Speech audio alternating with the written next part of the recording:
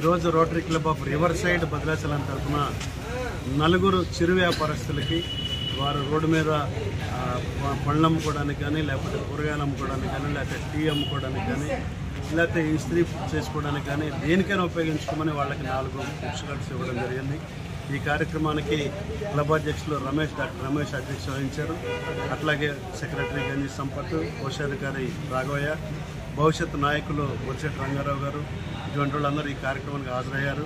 భవిష్యత్తులో ఇటువంటి మంచి కార్యక్రమాలు ఎక్కువ చేయాలని ఆకాంక్షిస్తూ నిన్న మేము ఇన్వైట్ చేయగానే మా కార్యక్రమాన్ని ఇట్లా సార్ మీరు రావాలి, తప్పనిసరిగా మీరు భద్రాచలం ఐపీఎస్గా జాయిన్ అయినటువంటి ఏఎస్పీ గారు నిన్న వెళ్ళి ఇన్వైట్ చేయగానే తప్పనిసరిగా సేవా కార్యక్రమానికి వస్తాను, నా వంతు నేను కూడా సేవా కార్యక్రమాలకు సహకరిస్తానని చెప్పి ఈరోజు వారు ముఖ్య అతిథిగా వచ్చి వారి చేతి మీదుగా ఈరోజు 4 బెనిఫిషరీస్కి లబ్ధిదారులకి 4 బండ్లు అందించడం జరిగింది.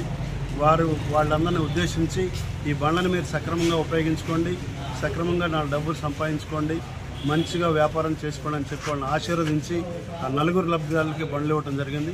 ఇటువంటి కార్యక్రమాలు ఇంకా అనేక కార్యక్రమాలు rotary club of river side Bhadrachalam తరఫున చేస్తామని చెప్పి ఆకాంక్షిస్తూ గతంలో ఉన్న పాత క్లబ్బు కంటే 2 కొత్త క్లబ్లు పెట్టడం జరిగింది. ఒకటి సార్పాక, రెండోది భద్రాచలం రివర్ సైడ్.